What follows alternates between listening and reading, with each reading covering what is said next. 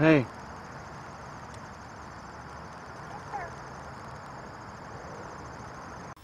Hey folks, this is Will from Dire Consciousness Films, and in this video I'm going to be offering some tips to any newer drivers or anyone who's considering joining Lyft.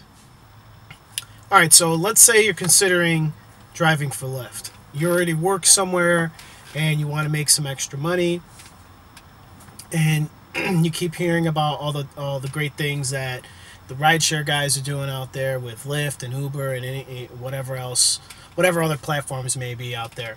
So my recommendation is, if you really want to try driving for Lyft, I would highly suggest, starting off on a part-time basis first. Don't quit your job. Don't buy a new car, and quit your job. Just try it out on a part-time basis. See if you like it. I've had passengers who told me, oh, this is cool. I'm kind of thinking about doing it. I love to drive. And I hear the I love to drive thing a lot. Listen, I love driving myself. I like packing up the car with friends or my family or whatever, and then going out and run. Just go for a drive. But the thing is that when you're driving for work, it's a lot different than driving for recreation. So you may have enjoyed that long road trip to California, but that 5-minute drive downtown and you have a passenger in a car, it's a totally different thing. So I think that the best way to go about it is try it out first on a part-time basis. Give it about at least a couple weeks to a month, really, and then if it move slowly into doing it more and more into full time, because there's a lot of risk involved. You got to keep in mind that if this is all you do, then your car's at risk, your safety, a lot of things. Job security. It's not as romantic as it may seem, and as lucrative as the advertisements may make it out to be. Now, that doesn't mean you can't make money. It's just very different kind of job than anything I've ever done. And actually, before I started Lyft, I was a driver near the end of my tenure at my last job. I moved on from one position. I was doing a lot more deliveries and things, and I thought, and I won't say it sucked, but I do like this better. But in hindsight, based on my experience, I should have eased into it more than just completely jump in, just to get used to things. And you have an option. You always want, basically what I'm trying to say is, you want to keep your options open. So doing it on a part-time basis, the freedom's great. You still have a job. If anything happens to your car, I mean, God forbid your car breaks down the first week, what are you going to do, So I say that the best thing you can do if you're considering driving for Lyft or even Uber is try it out for a couple weeks at least. Save that money that you make, unless you're really in dire straits and you have to, supplement your income to pay your bills and things. I would highly recommend saving up a couple grand just in case anything happens to your car, and then take the next step and maybe go full time if you like it or not. Maybe part time is the best thing for you. I'm just finished school, so I'm going to be moving into what I went to school for, and I'll still be driving for Lyft. I actually, it's a fun job. You meet a lot of great people. But for me and my lifestyle, I feel like full-time's great, but I'm ready to move on to part-time. But that's just personal preference. Not saying you can't do it full-time. Like I said, try it part-time first, if you can, before you move on to doing it full-time. So that's my advice to you for any other new drivers and anybody considering jumping into this. And actually, in hindsight, if you're already driving full-time, I would recommend even maybe considering getting a part-time job, just a couple days a week, just something that you can fall back on just in case anything happens to your car, because you are alone when that happens. Lyft isn't going to fix your car for you if it breaks down. And I've heard a lot of horror stories about insurances not honoring the contract because of the whole ride sharing thing. So just, if you're pissed off about where you work, you're ready for something new, or whatever the reason may be, slow down, try it out first before you go full time with it. And I think that's probably the best advice I can give about that. So you're driving for Lyft, or maybe those other guys, Uber, and how do you maintain a high rating? How do you get more tips? How to get more rides? Well, let me start off with, I'm basing a lot of this advice on customer feedback. I engage with my customers a lot. We often have really great conversations, and sometimes we'll talk about Lyft and we'll talk about their experiences. And surprisingly, Lyft kind of gives you some guidelines to follow, but according to some of my passengers, not everybody really follows that. So that's why I'm doling out some of this advice. It may seem like, for some of you out there, like, yeah, I already knew that, but honestly, there are some people out there who don't do what they should be doing. And number one is have a clean car. There's a difference between a car that hasn't gotten washed in a week and just a filthy fucking car. I clean my car at least once a week, and I drive in the Chicagoland area, and during the winter, this past winter, I've often gone twice a week, and I think a couple times, even 3 times a week, just to keep it clean, just to keep it nice. It makes me feel better as a driver, having a nice clean car inside and out. I've never cleaned a car I've had this much ever in my life, but it makes a difference. For me as a driver, my strongest suit to my strongest abilities, I guess, or whatever, is clean car, my personality with people, and then my navigation skills and everything else last. So I try to emphasize on the things that I'm really good at: customer service and presentation. So that way somebody's not weirded out by getting into a car of a weird-haired looking motherfucker. You know what I'm saying? It is what it is. So I clean my car all the time, and I hear from customers that, wow, you have a nice clean car. It's comfortable in here. I was just in a Lyft car, and it was like terrible, whatever. It was dirty, or it was janky, whatever the case may be. It was, they complain sometimes about other drivers' cars' appearances. So clean your car. That's it. Just keep it clean. And that's all. Really, it's about that. It's pretty much as simple as that. Just try to find a cheap car wash. If you live in a big city like I do, there's so much competition that it's easy for me to find a $3 car wash, $5 car wash. I like to wash my car myself by hand, and you can actually save a little money doing that too. But it depends. Sometimes I go crazy. So, again, long story short, without rambling, clean your car, keep it clean. You have happier customers, better ratings, maybe even better tips. All right, so we've covered part-timing it before you go full-time. We've already talked about cleanliness. Now, what else can there be? Well, there's a few things. Number one, or actually this next thing, is what I call passenger amenities. Not sure if I'm saying that word correctly.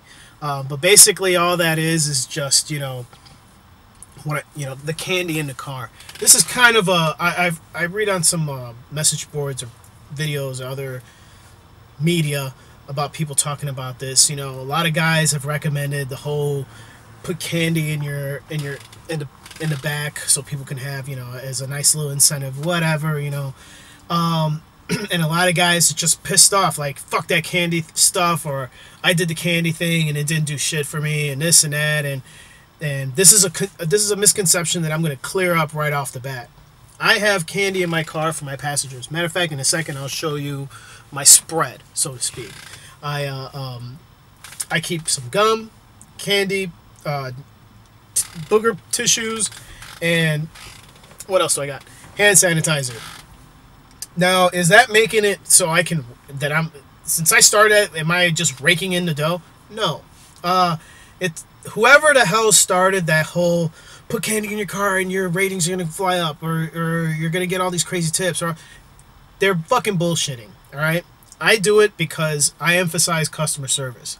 And when you're trying to go the extra mile, it's really only going to affect, with my experience, maybe 10% of my rides, I feel make a difference in terms of ratings, in terms of comments, nice comments that they leave behind, and then tips. I don't believe that I've probably maybe gotten a few tips, maybe more than what I would have gotten tipped, based on the fact that I've had candy in the car. It isn't just having candy in the car isn't going to do shit for you. I'm just telling you right now. It's a whole group of things that is what's going to allow you to make the next step into just a normal Lyft driver to a great Lyft driver. You know, it's not just the candy, it's my clean car, the fucking candy, my personality, getting the person to where they gotta go quickly. And here's the other thing too. Now, I drive in the morning and I drive at night. The morning crowd, the guys and gals who I have to take to work, versus the guys and gals who I'm taking out to eat or bringing back home. Those are two very different groups of people. Very different. And the morning commute folks don't give a fuck about your fucking candy. I'll tell you that shit right now. Some of them do. Some of them do. It's not that they're assholes. It's that they're going to work. They don't want to go to work. You know, a lot of these people I drop off downtown, they have really stressful jobs. They're pissed off the second they wake up. And that's not going to make a difference to them. What's going to make a difference for those folks is me getting their asses to work as fast as I possibly can so they can get there as early as possible and do whatever the hell they got to do. That's it. You know, that's basically it. Sometimes, half the time, I'll say I'll get to start a conversation, and that's great because starting that conversation and talking really, that helps a lot, in my opinion. You know, when you identify with the person that's taking you somewhere, you're more likely to treat them better as opposed to just the fucking silent treatment, you know? So, anyway, the candy thing is just one thing that I really wanted to talk about because I feel like people have been setting up other drivers for failure with this thing. They have been, like, gassing it up way too much, and it's not true. Now, for the evening folks, like people, let's say, today's Friday. I'm going to go out there Friday night, or tonight, rather, and drive around and drop people off. And those folks, they're a little bit more loose. They may have had already a couple drinks at home. They may not. They're ready to go out, or they're ready to come home. And they come in, and I get a much bigger response from that crowd about the amenities that I provide than I do in the morning crowd, because they're in a different kind of mode. You know, they're relaxed. They were like, oh shit, you got some candy. I've had somebody was like, really? You put candy in here? I've only had one person who kind of like, I don't want to say she was disgusted or anything, or just like, whatever, but she was like, the only somewhat negative response. I had put some dum-dums back there, which I have right now, and she was like, oh, you got candy back here. And I'm like, yeah, it's, help yourself. And she was like, I haven't had a dum-dum since I was 10 years old, so no thanks. I'm like, all right, bitch, whatever the fuck, whatever. But I get much more of a response from people who I'm taking home or driving from point A to point B during the evening when they're more relaxed, basically, is what I'm trying to say. So, you know what? I'll stop right here and I'll just show you what I got going on back there. All right. Pardon any kind of shaky cam, but I'm just going to show you my center console right here. Actually, that's not true. So, let me just get comfortable, folks. Pardon me. Well, here it goes. This is my seats. Nice and clean. No fucking crap everywhere. I've got a third row back here, which is great if you want to make a little bit more dough. Now, here you go. What do I got in here? Just a bunch of fucking dum-dums. And underneath, dum-dums on a bed of Starlight Mints. Beautiful. I got some double mint gum. I actually just re-upped on my gum what I do with that stuff, I open the package up and I try to keep it, standing up so they don't try to take the whole damn thing. But it doesn't matter. I mean, it's really cheap. I make my money back on this. I pretty much. I mean, I just go to the dollar store, buy a bunch of stuff, and people like it. Hand sanitizer, boom. People like that shit. Tissues with pretty little prints on them. See if I can focus on that. Yep, that's good. Now, here you go. If we go back here, I got a couple more. These are more like my to-go packs. Feel free to take them. My dirty-ass floor mats. But that's the only thing dirty in my car. I haven't washed my car in a few days. So if the only thing that's dirty is your floor mats, then you're in good shape. Back here, I even got a magazine. Real simple. Real simple. Here's the thing. People who appreciate that the most are probably the ladies. Well, and the guys, too. I'm not going to be biased here. But, like I said before, the nighttime folks, they like that stuff. And, I told my buddy about it, and he saw an increase in his rating. He didn't say anything about if it made him more money. And I don't think it makes me more money necessarily, but once in a while, I'll get a really nice comment about it, and I've noticed my ratings jump. And one moment, please. All right, so basically, for a couple weeks or so, maybe even 3, I didn't do the candy thing anymore. I didn't have nothing back there. Okay, and this is kind of like why I'm even recommending putting something back there for people.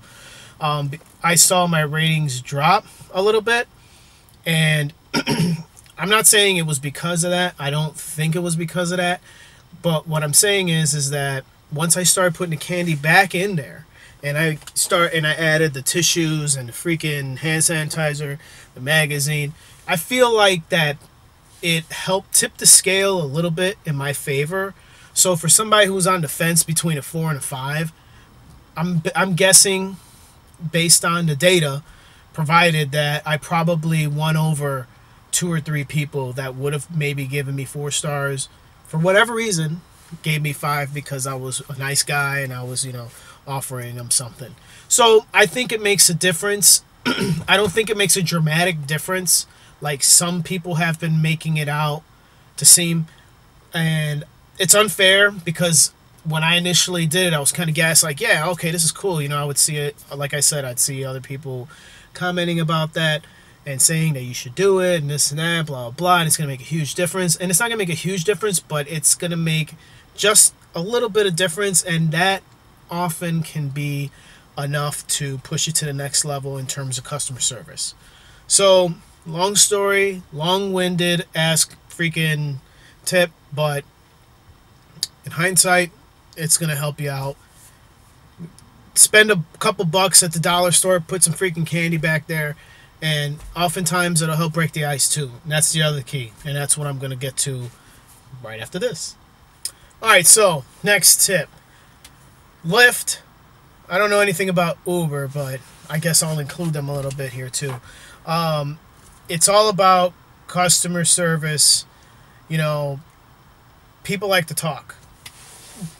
That's it. People like to have conversations with their drivers. I've had quite a few rides where I have somebody get in my car and boom, they just want to have a conversation, and we have great conversations, and it's hilarious. Awesome people and whatnot. And I'm not lying. I've had people get out the car and say, this is why I like using Lyft. It's what people like to do. They advertised it as a very social kind of like, rideshare thing. And there are people who expect that. There are people who want that. They want to get in, have some fun, easy way to get from point A to point B. It's cheaper. People are cool, whatever. So this is a great way for you if you're a shy person or in the middle of the road in terms of, shyness and outgoing kind of thing, to really like work on your people skills, so to speak.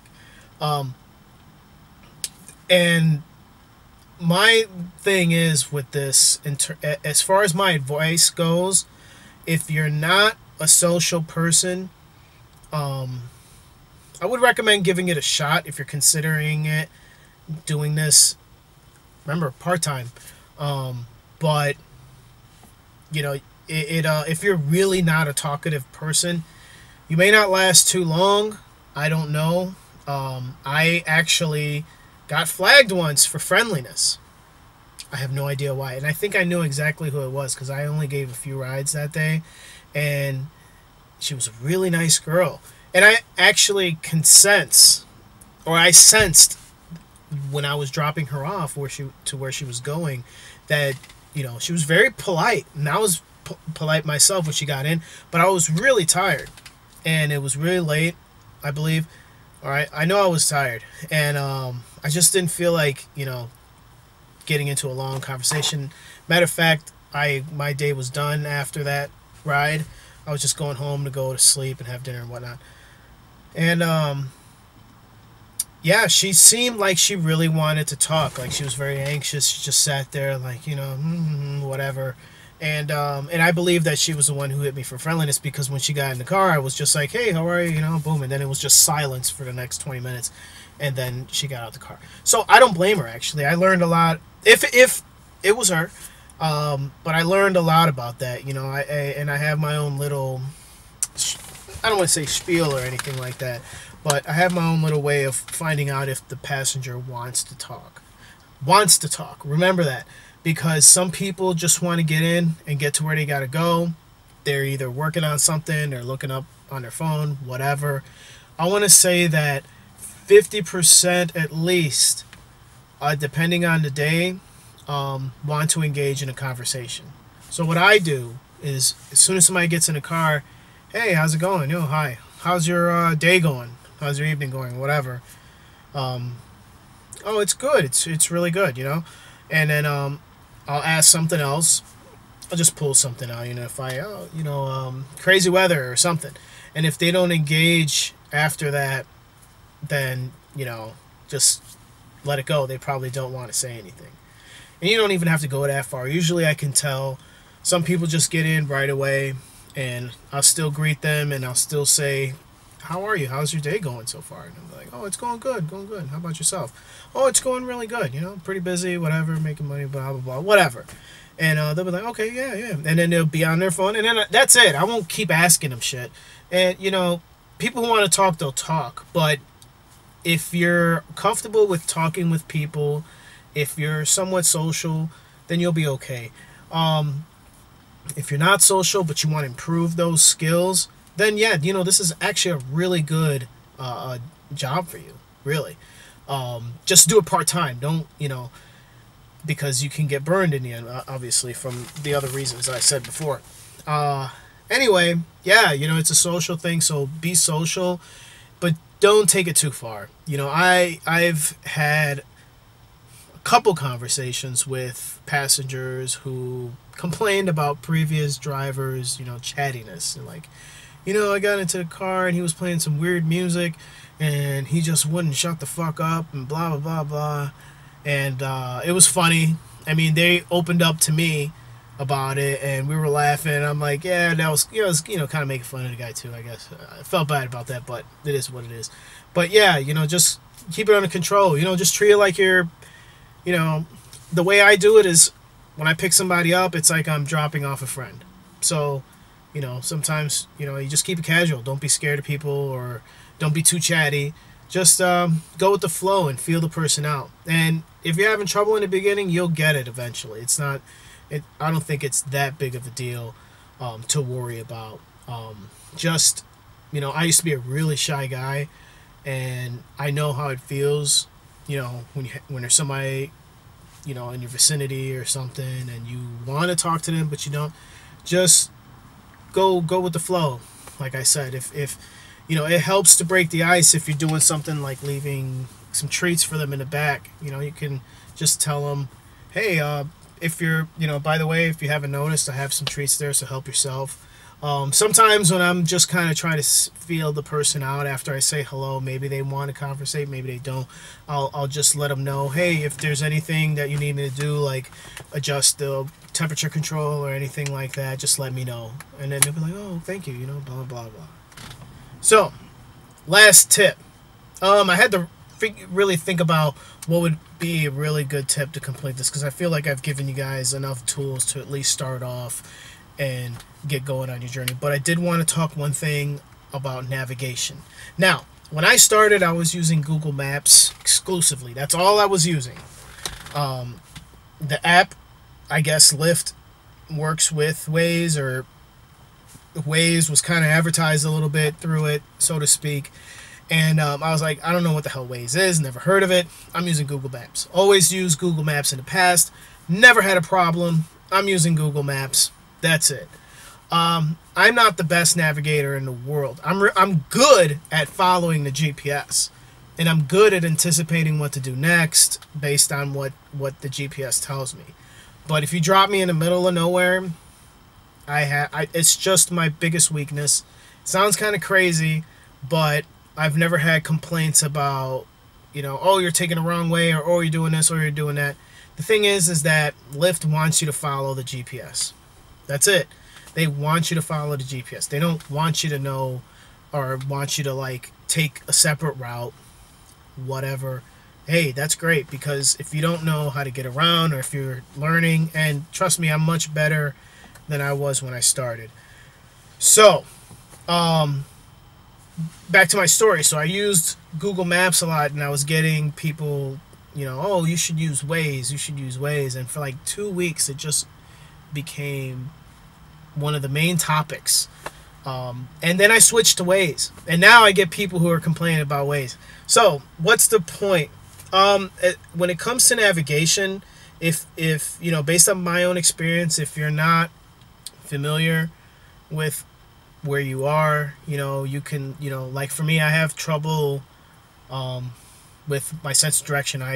Somehow, some reason, my brain is not good at remembering names, numbers, and for some reason, it's really hard for me to keep track of where north, south, east, and west is.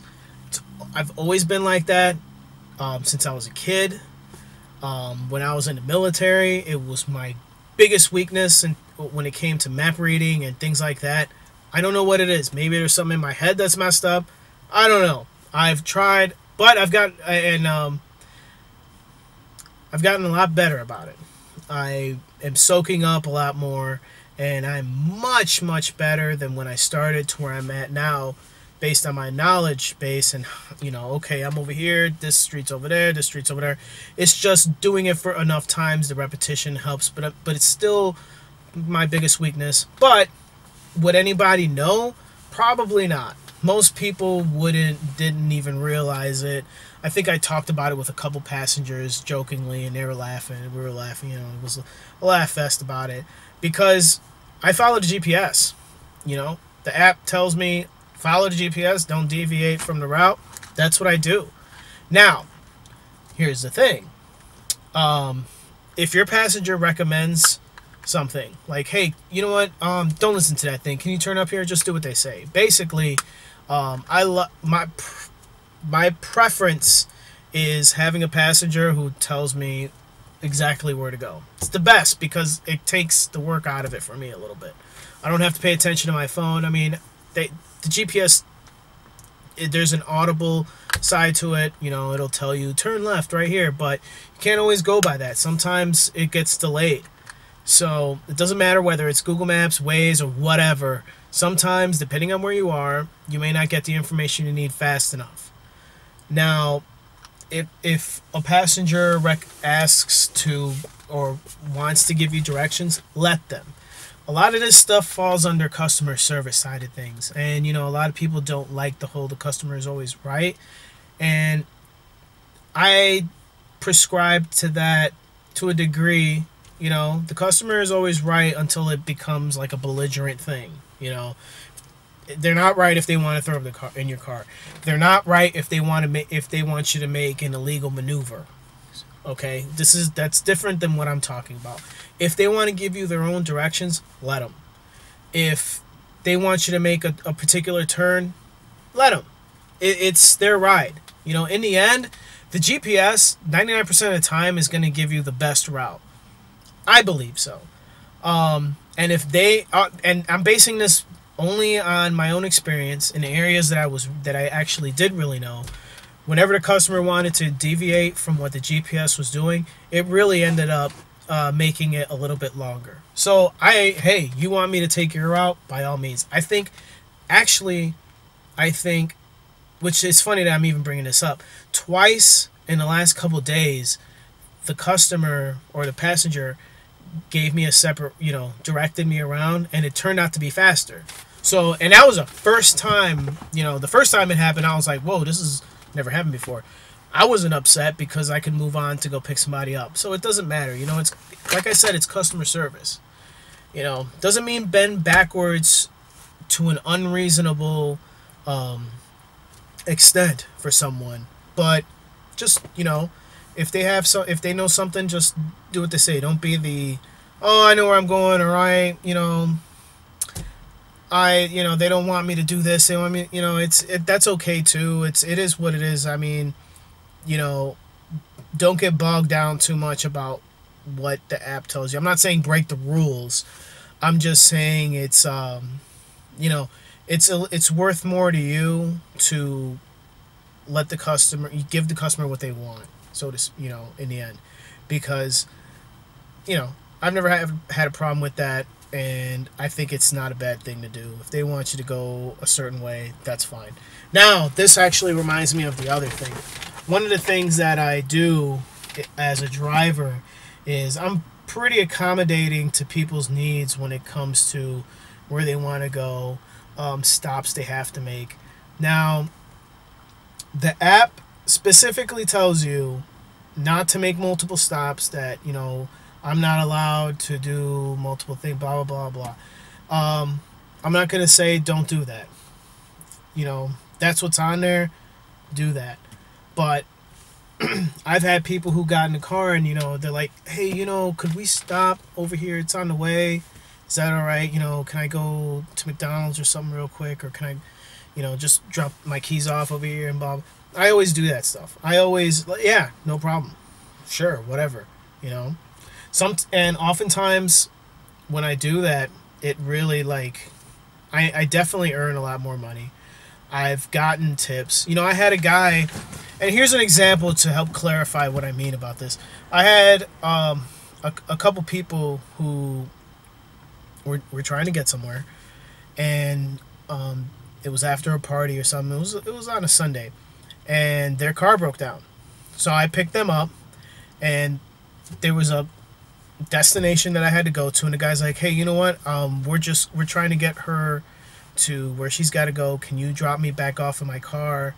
Actually, can you help me get some gas so I can put it in my car? And then, because my car broke down, blah, blah. I think it's just out of gas. No problem. And actually, it was snowing a little bit, so I dropped her. Long story short, I dropped her off, took him to the gas station. He put some gas in his gas can. I drove him back to his car. He was like, yeah, we were talking about it, everything. I was like, man, are you sure it's not this and that, blah, blah. We were just conversating.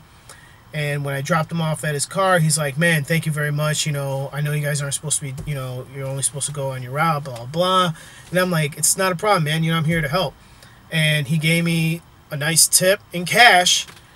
He got out the car, and actually, before he got out the car, I was like, you know what? Do you want me to wait here in case this doesn't work, and I can just drop you, somewhere else, dry and stuff. You don't have to wait in the car. Whatever you want, I can stay here and wait if you need me to.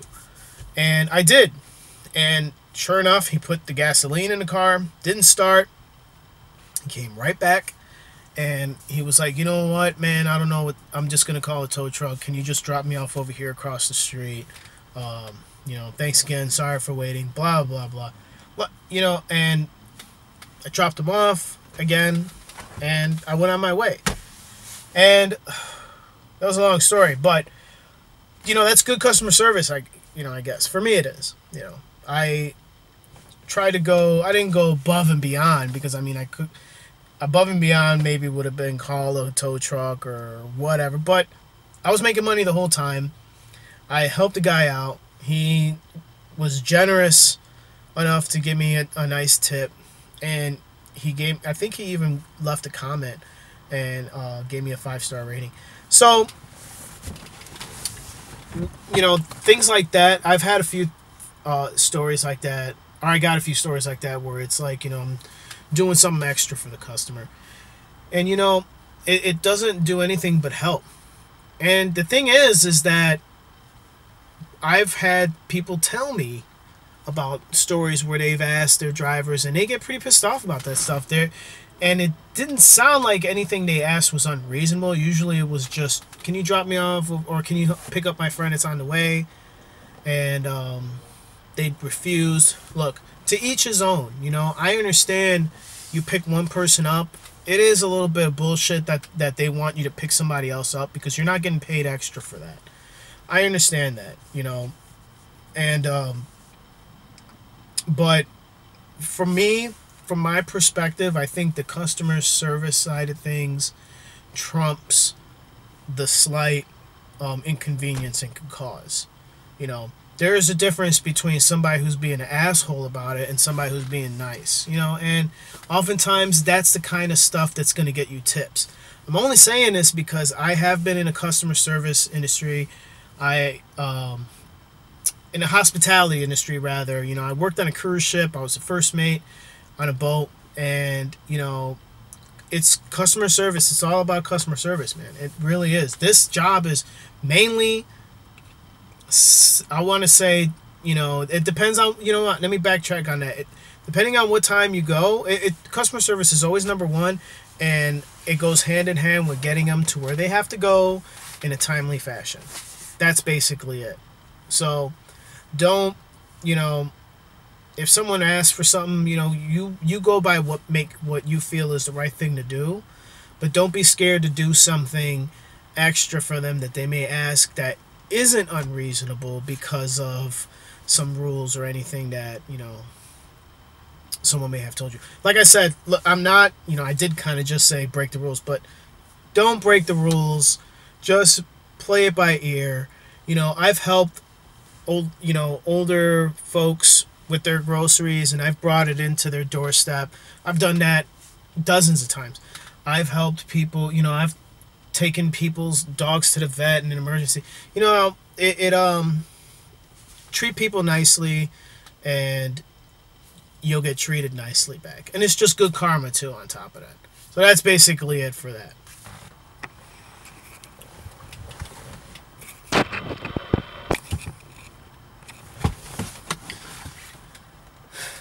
Alright, so that about sums it up. I hope that for some of you at least what I've said will help you with your new Lyft career. Is this a long-term kind of job? I don't know. These rideshare companies, Lyft and Uber, are doing some things in the background that will lead to a driverless platform. So if you're doing this now, or if you plan on doing this, and this seems like something that you want to do for long term, I don't know how much a viable option that could be, because at some point people, you're not going to be needed anymore. People are going to jump into a driverless vehicle, and that's going to be it, unless there's some kind of dramatic kind of thing where they want to have a human being inside the car, so to speak.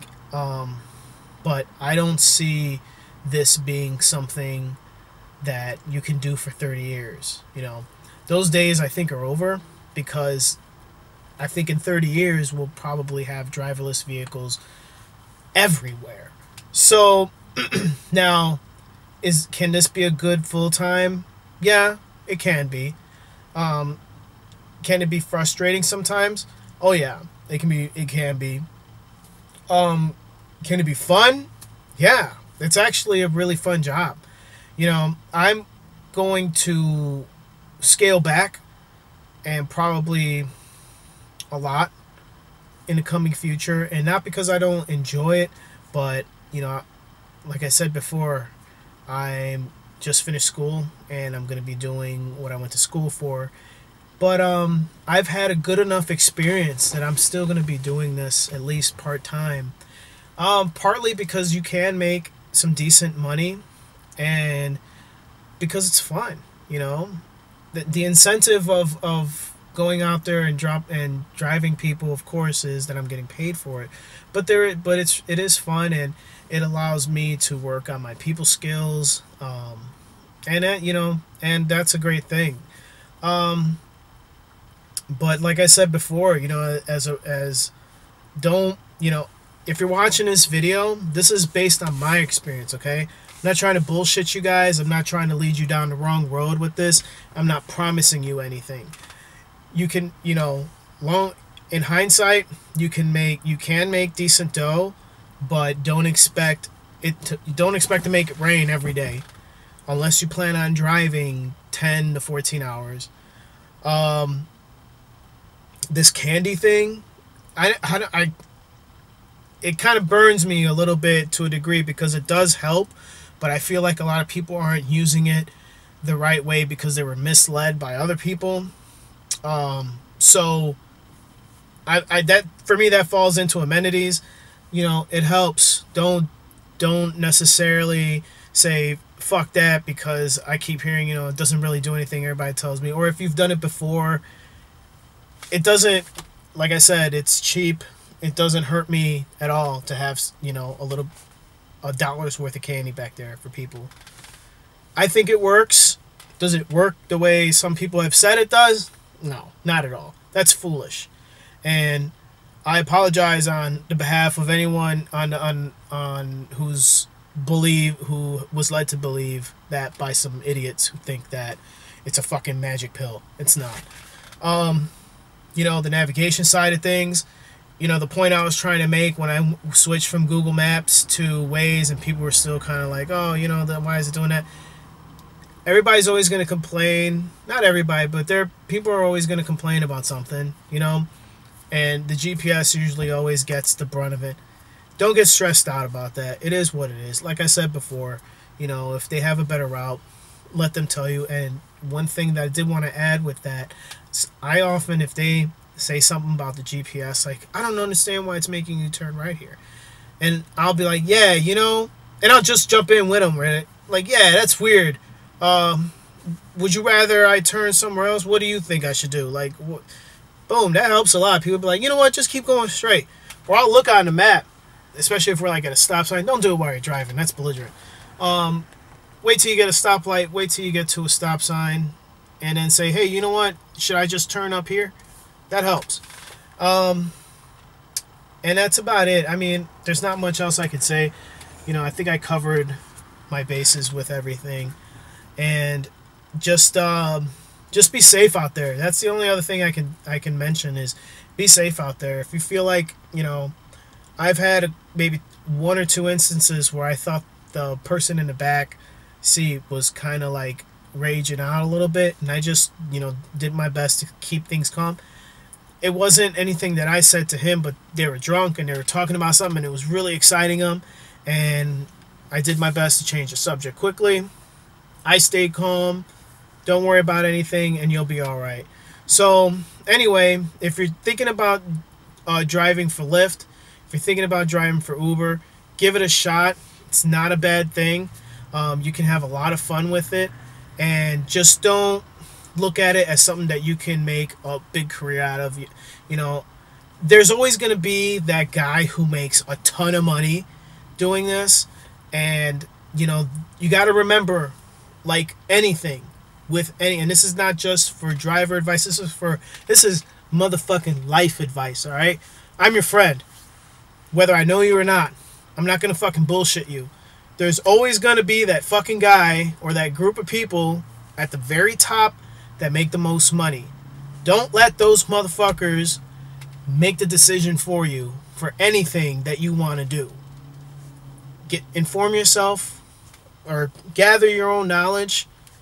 Take it step by step. You've got time, and if you don't, make some fucking time and protect yourself, because those are the guys who are going to mislead you. Okay?